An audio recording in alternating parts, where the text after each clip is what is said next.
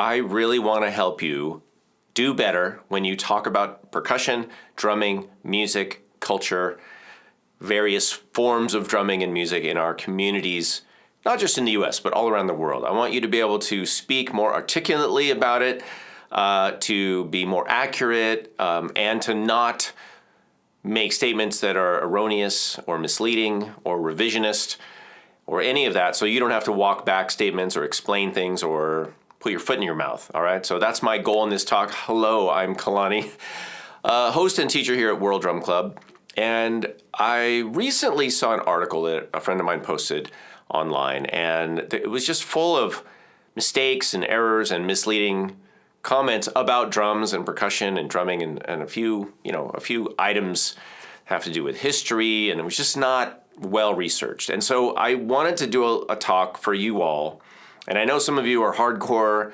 percussion fans. Some of you might be visiting not familiar with drums and percussion, so I want to also give you information, because as percussionists and musicians and enthusiasts and people who appreciate the art form, it's up to us to represent what we do to the public, not only to talk about what we do, the history, the background, what's going on with what we're doing, but also to correct misinformation that exists out there in the community and that gets kind of circulated, around, where somebody quotes somebody else who quoted somebody else, and then, it's just kind of out there like it's true and it's not. So let's take a few points.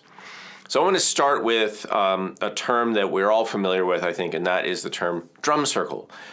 In this particular article, and it was written from an anthropological perspective, or it really could have been written from an ethnomusicological perspective, but it was written by, I guess, an anthropologist or anthropology student. And what they did in the article, and where they got it wrong, was they said drum circles have been used, for thousands of years, or people have engaged in drum circles for thousands of years throughout history. And that statement has a couple problems. One, and this is nothing against drum circles, by the way. I just want to clarify something so we can all be on the same page. Drum circles, the word drum circle is really a modern term, as of like 1960s, right? So for the last, 60 years or so, in the US mainly, and it's spread around. Before that, it virtually didn't exist. So first of all, even if you think they happened by a different name, it wouldn't be accurate to say drum circles were happening, in Africa or Asia or wherever. It's just not accurate. So I think what the author did in that case was conflate the term drum circle with the term group drumming, right, or drumming ensembles. The other thing about the term drum circle is it actually does have a meaning. It doesn't just mean group drumming. That's not what a drum circle is. A drum circle is not just a term that you could substitute for, oh, there's a bunch of people playing drums together, look at the drum circle. That's not what it means.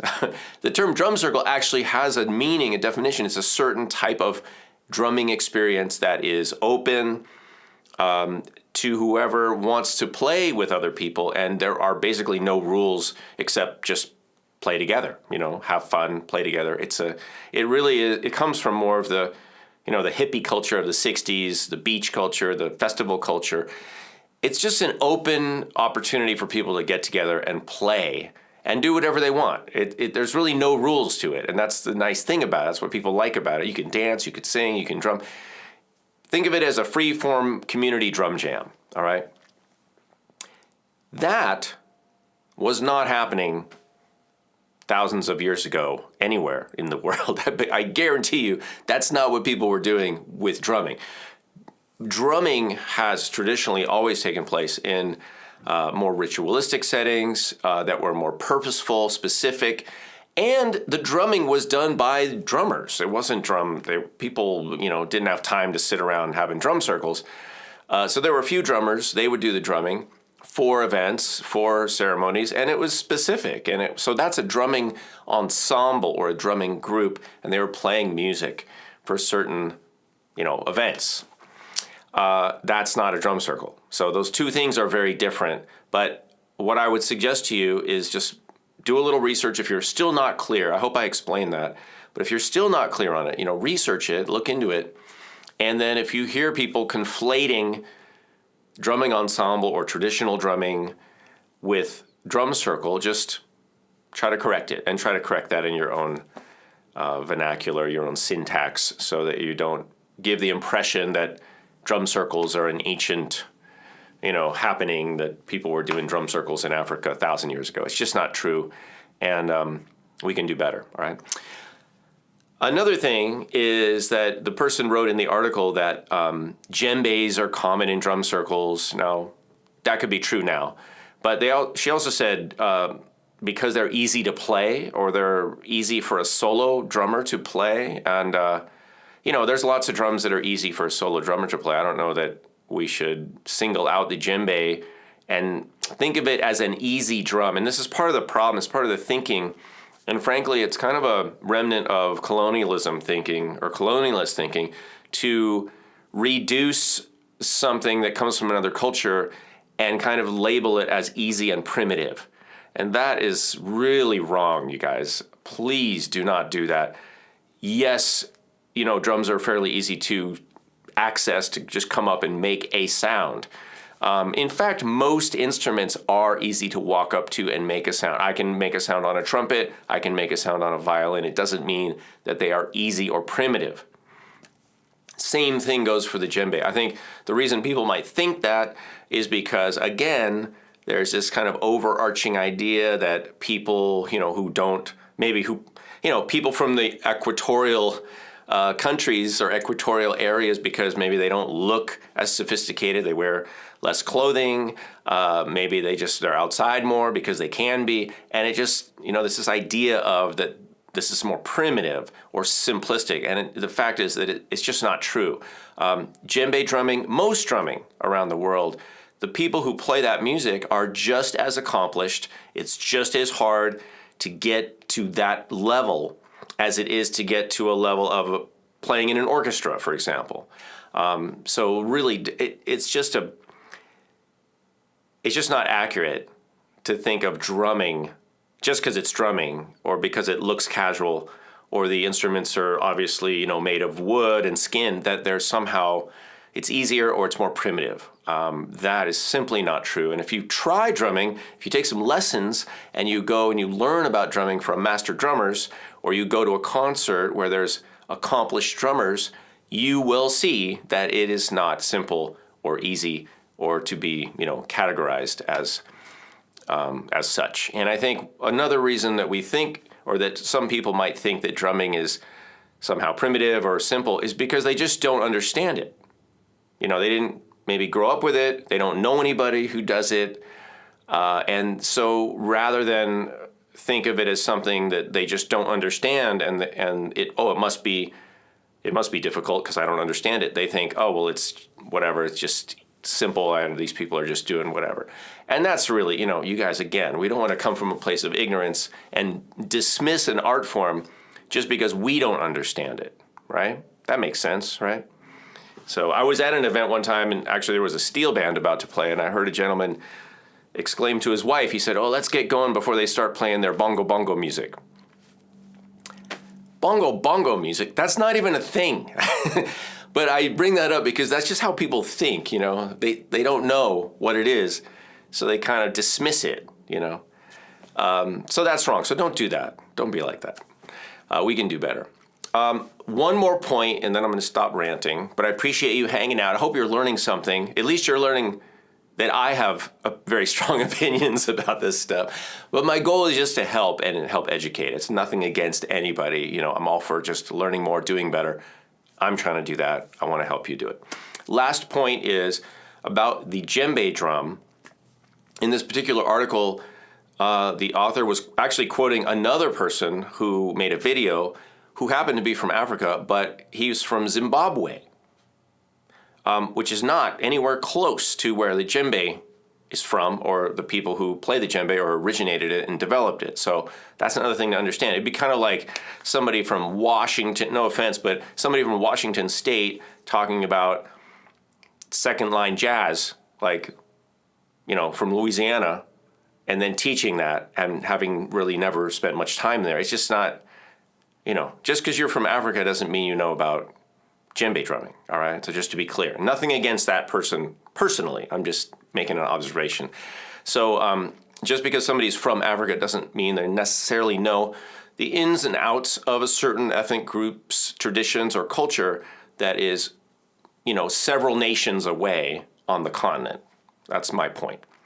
But, you can research and find out. So in the video, she passed on the claim or the assertion that the djembe is used for communication, that people play the djembe to send messages. And let me explain why I think that she said that. And I disagree with that. I think most djembe teachers and players would say, I've never heard of that. I don't know what you're talking about. I think the reason why she came to that conclusion or made that assertion is because the gentleman in the video claimed that the djembe was played to announce the arrival of the king, and that the king had a djembe player traveling with him, which again, I'm not even sure that's accurate, but let's just say it is. So there's a djembe player, and I think there was a little cartoon, and it even had him on a camel, which is like, were there camels down there? I don't think so. I think the camels were in the desert. But anyway, let's just go with it. And that this person was playing djembe and the king is coming. And then they said, yeah, this was to announce that the king is coming from mountaintop to mountaintop. That there were like a djembe player on the top of a mountain, which for some reason was also where this big castle village was built, which I don't think that's a thing either. But let's just go with it.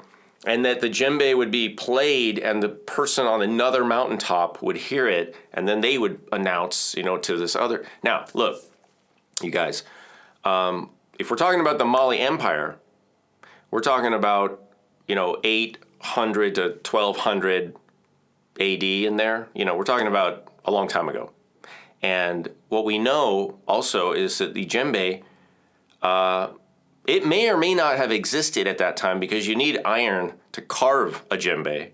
Iron didn't show up until around 1000 AD. So the Mali Empire, was there, but were djembes around? Could they even make them? Because you can't carve a log with a bronze tool. I know that. I haven't tried it, but you can't. More importantly, though, have you tried playing a djembe outside and have you seen how far somebody could hear you? Because if you're talking about village to village, like a whole nother village away, do you think that you could be playing a djembe? And back then, they didn't have mountain climbing rope, to tighten up a djembe. So maybe we've got a djembe, probably dunduns first. Maybe we've got a djembe, maybe it's got a skin on it, but it's not tight at all because no technology. And that drum is going to be heard several kilometers away, okay? Especially in a forested area, which much of southern Mali and Guinea is, in the coastal area especially. So, people, let's just think for a second. Let's pause. Let's not just pass on statements about people communicating with instruments just because somebody told somebody, yes, there are some instances where I think certain log drums, like the Kreen log drums, might have been used to communicate messages maybe across a river or within a village.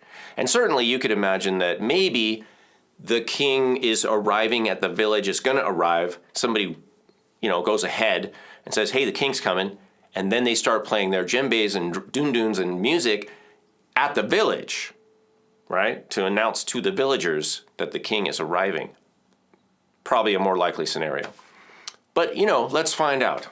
let's not just say the djembe was used to communicate across. I mean, it's kind of ridiculous if you think about it. So I recommend that you look into, if you're interested in djembe in particular, look into that with some reputable teachers. We've had some on the channel. I'm happy to make recommendations to you if you want to contact me through my website, kalanimusic.com. You can certainly join us at patreon.com/Kalani, where we also do a little bit more and have more of a connection. But my goal, with all of these kind of rants is to help correct some of the misinformation that's out there, because you know what, we don't want to engage in what we call revisionist history, right? We don't want to think that we know things about a culture and then repeat those things to other people who don't know, and inadvertently end up actually redefining history, reshaping history, or retelling history that we don't know about.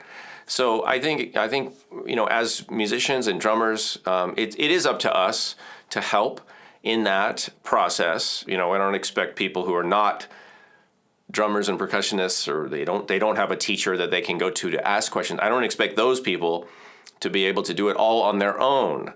I'm hoping that people who write articles about things that they don't directly do, or they're not in the drumming community, but they write a drumming article, I hope that they would seek out experts and people who know a lot more than I do. I'm just a journeyman. I'm just a middleman in a lot of this stuff. I just try to point people in a direction where they can get really good quality information. That's why I have guests on the channel, because there's a lot of people who know a lot more than I do, all right?